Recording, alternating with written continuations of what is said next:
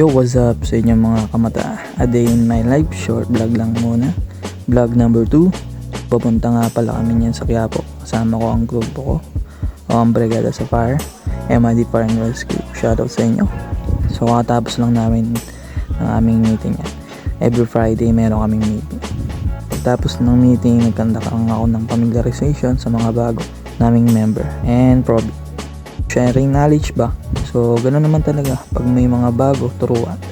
Mag-share, huwag magdamot. Hindi ko napakita sa vlog dahil nga didiretso na kami ng Quiapo para magsimba. Tara, samahan nyo kami. Let's go!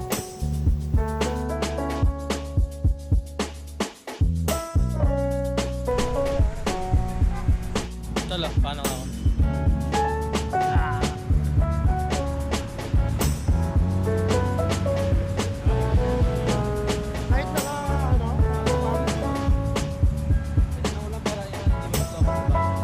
Indicator din yan eh.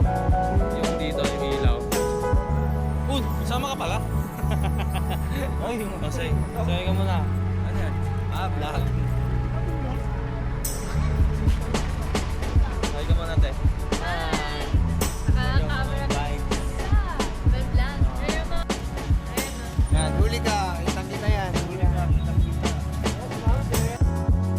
Papasok na kami sa loob ng Quiapo nang mapansin at makita ko yung isang tropa ng college, si Basky from St. John Bosco, katabi ng JR Show. Ayun, tinawag ko pa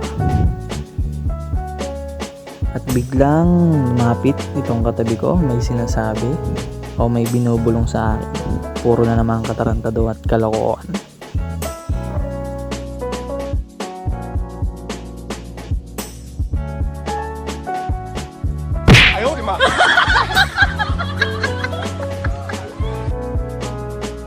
At ito nga pala yung kuha sa loob. Napakaganda.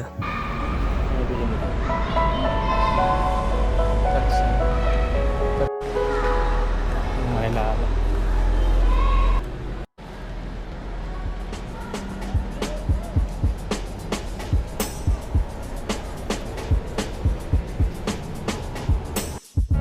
Lumabas na muna ako para pumunta ng tindahan kasi bala kong bumili ng dried pusit tsaka penoy.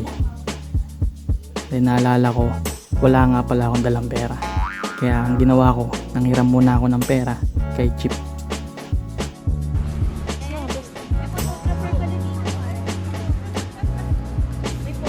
Happy family yan.